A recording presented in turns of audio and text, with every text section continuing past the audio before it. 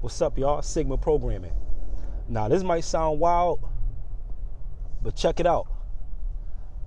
During my Saturn return, quite some years ago, I'm 40 now. At the time of my Saturn return, I was 28 in a tough spot. And I was saying to myself, yo, God, if you don't get me out of this, man, I'm never serving you. I'm never bowing down to you. I ain't doing nothing, man. I'm done with the whole thing. I'm done with all of whatever is belief, whatever you call it. I'm done with all of it. And guess what? I didn't get out of the situation. So I called myself, quote unquote, like leaving God. And I was done altogether, just done with, like, yo, if you don't get me out of this, man, I'm, hey. Funniest thing happened after that. It was almost like, instead of having the Most High on the outside, it was like what we call the Most High ended up being on the inside. And so from that point on, there was like no middleman between myself and power, or myself and what I want, or myself and whatever I'm trying to manifest. It was wild because in my mind, it was a spiritual suicide mission because I had given up. You know what I mean? I didn't even know it was my Saturn return at the time. And it was just all kind of chaos. And I was just, I was really mentally and spiritually broken in a very, very, very base state. And it was like at that moment, I became very, very, very acidic.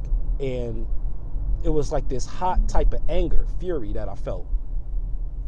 Then it turned to sadness. Then it turned into an even more intense form of anger. And I got so mad, it felt like something in my chest like popped, and then it just got real cold. It's hard to explain. It's almost like you'd have to be a professional athlete or something like that to know, or play a sport where if you get hit in the solar plexus, how your whole body can go numb. It was like almost one of those kind of feelings. But instead of all of this grief and separation, with that feeling came a deeper sense of connection. It was wild. And it took me many years to understand that at that point I became free, because what I was denouncing as divinity was really somebody that was an imposter for the Most High. It was another one of Satan's angels dressing up as light, because they can go all the way up into like the highest heavens, any kind of demon, if you believe in that kind of stuff. If you believe in that kind of stuff, if you can't take it that way, just say energies from the heart to the head. There's no being that can't get in both your heart and your mind. So we could say it like that if you don't believe in any of the any angelology or demonology, etc. But what happened was I had mistakenly stepped into sovereignty, spiritual sovereignty. I mistakenly stepped into it. So now that's why I feel like no burden in terms of talking about any and everything. And no matter how I'm feeling, I make sure I communicate it in a certain way. Not for the sense of me trying to get into quote unquote heaven or trying to even be blessed. It's just my desire not to see people hurt. It's just coming from a pure place. Because I'm at the stage where I'm not even so sure if I should expect a reward for doing good for people like that. If it's, coming from God, but more like a karmic reaping what you sow. But I've been so practiced in the art of harmlessness and not wanting to hurt people. Now I understand that what I can say at different times can be offensive, but when you hear the tone and the tenor of my voice and how I communicate, you can intuitively feel that I don't intend any harm or disrespect in any way, shape, or form. However, it's making me less and less compromising of the things that I actually do take a stance on and know and are certain of, deciding to be certain, not 100% knowing. I'm not omniscient. I don't know all things, but whatever I think I know, I'm certain of. It's like saying this is my story and I'm sticking to it, kind of thing. And then I realized another truth. My life didn't open up for me until I stopped being a believer. A believer is not the same thing as a knower. A believer, that's on the lines of hope. I don't believe that when I put one foot out in front of the other that I'm going to walk. I know, I'm certain of it. I have a sense of certainty when I go to take a step. So why shouldn't it be that way when you're dealing with the non-physical aspects of life and divinity, and if you want to call it magic, if you want to call it mental alchemy, whatever you want to call it. I'm just at the point now where I'm not afraid of any being. I'm not afraid of any entity. Never really have been, but I came up in the church, so I have been trained to be apprehensive on all left-hand path related things. However, when I fell into my Saturn of return and I called myself leaving the Most High, I took a head first dive into the shadow world, into the left-hand path. I dived all the way in. I ain't do no rituals or nothing like that because I'm not into any of that. But on a mental and spiritual level, I really soaked it in. Come to find out, it didn't damn me either, because I had already made up my mind that I'm not going to serve any entity or any being anywhere. Now, if I unknowingly serve some kind of purpose that's a higher purpose for the Most High, then that's cool. That's what I would like to see happen. I hope that this is contributing to the whole in a very positive way. But I understand that as messengers, anybody with something on their heart, they got to put it out there. Or else what we doing here? So I want to put it out, and it might help somebody else, because it definitely helps me to just get it out and communicate it.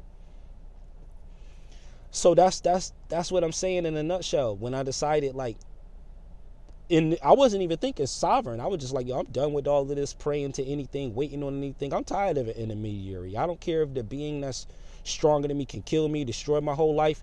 I'm not going to serve you. I don't care if you destroy me. I don't care if you damn my soul. I don't care about any of that anymore, because I've been through enough. I've been a targeted individual by high-ranking officials ever since I was a little child. I've been to all of the special schools where I can't remember anything past the first day. I've been a prodigy. I've been selected for special stuff. I could have been skipped a whole bunch of grades back in school. I could have graduated from high school at 13 if it wasn't weird. You know what I mean?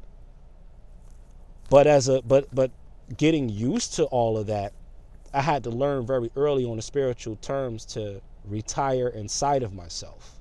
And I didn't know that this was shadow work going on ever since I was a child, that I started off in the shadows. And then I finally had to accept my fate and accept the soul contracts that handlers from other dimensions time traveled to make sure that I would be a slave of. And for the first 30-something years of my life, I was.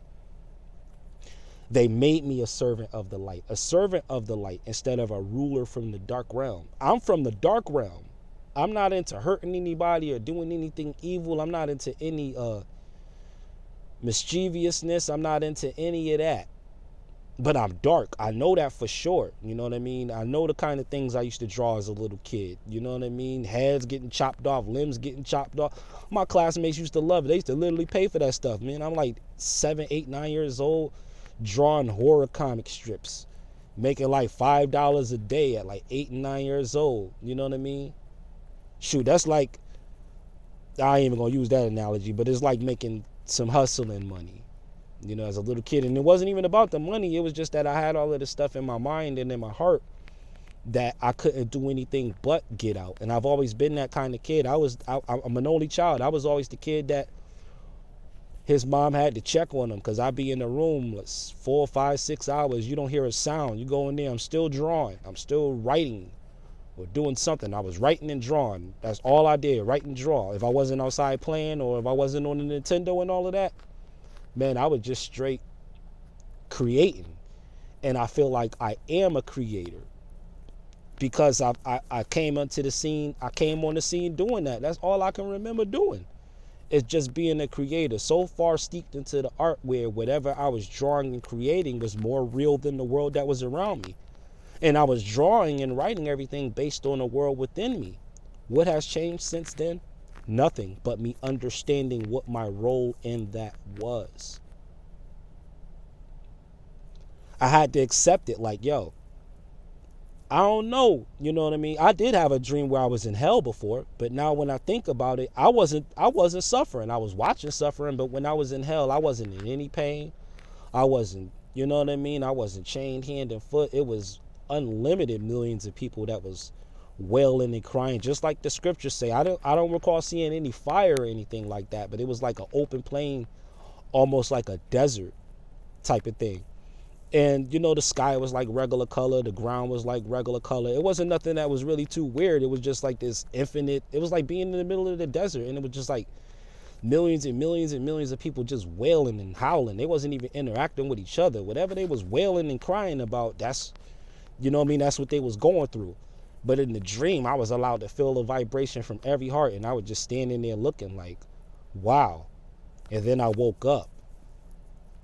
Then I had to realize another startling truth about myself, that I'm a time traveling interdimensional wizard who has been sent from the Most High to reconcile both the left and the right hand path. Do you serve a one-armed God? Does your God have one hand? One arm? Is your God handicapped? Is your God an amputee? But when you bring your hands together, left and right, you get what is called the middle pillar. You want to seek for the middle.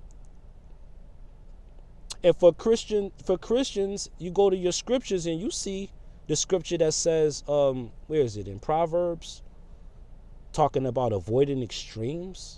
Says, don't be too wise, don't destroy yourself, don't be too foolish, why die before your time? A person who truly respects God will avoid both extremes. Google that phrase up in Proverbs. I don't know the numbers exactly, although I've memorized many Bibles. I just didn't concentrate on Proverbs chapter 11 verse 13. I just was like, you know what, I'm just gonna know the whole story so I could just know it in code and live it esoterically. So even though I don't believe in nothing, it don't mean I'm gonna throw the Bible away. I've gained even more insight from it since I stopped believing and decided to learn and know. Because if I'm believing, I'm still waiting on Santa Claus or something like that. I'm still waiting on some entity to do something about something. And the further I go in this life, it's like, nah, that can't be the truth. That can't be the truth. When Jesus is talking about to anyone who believes, they receive, that's them deciding to be certain. He doesn't mean belief in terms of hoping and wishing and like, oh, let's see. No, the Greek behind belief in that scripture has everything to do with faith and certainty, not necessarily casting lots or gambling on something. The spirit of certainty. Have the spirit of certainty in whatever you do. This also means that shouldn't be afraid to be wrong either.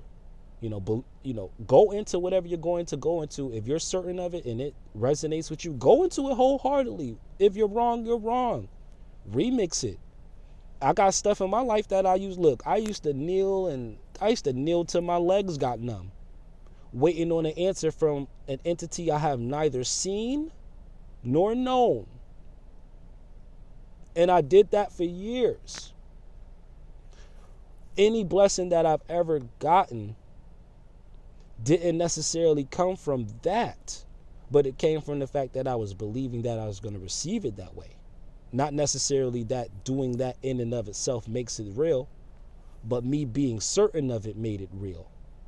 But what I'm seeing now, the reason why I don't do any of that anymore is because society has been reframed. And like I said in other videos, the Anu has been switched out. Patriarchy wants you to go through a middleman. A matriarchy does not. Matriarchy says you're the mama, you're the nurturer, take care of your kids. But the patriarchy, and not to shame the patriarchy, but the way the perverters of patriarchy have been doing things on this 3D plane for many eons, they have been wanting to put middlemen and systems of control in and putting people in boxes and categorizing people. All of the walls are down now. The zoo is closed and all of the bars are down. The doors are open. The walls are down. The roof is missing. All the animals can run free. But you do have some animals that will still stay on the zoo property because they're used to being on the zoo property. They're still waiting on a piece of raw meat when their prey is running all through the jungle, lively. but they would rather stay where they used to be and feast on dead things. Feast on dead things. That's what the zoo is. You're confined. If you're confined, you're going to be served things that are dead. If you're free, you will have to work harder for what you catch, but it's going to be a more satisfying, a more fulfilling, a more nurturing, and a more purposeful catch. If you're flying by the seat of your pants or the seam of your pants, if you're tying up your own bootstraps rather than waiting to be carried. You see? So I'm not telling you what to believe. I'm just telling you how I arrived here and why I talk the way I talk about certain topics. So with that being said, just stay encouraged. Be magical. And even go to the next level. Be mystical. If this is what you want. This is what I want. And it comes with a lot of trial and error. But I'm determined to get it this way. I'm saying to my lower self is either my way or the highway. And my lower self is saying to my higher self is either my way or the highway. So my whole being, both higher and lower self, is connected. We're talking about Thagirian, the true way to tame the beast, to tame the dragon, to train your dragon, to unite force, vision, and action is a wrap.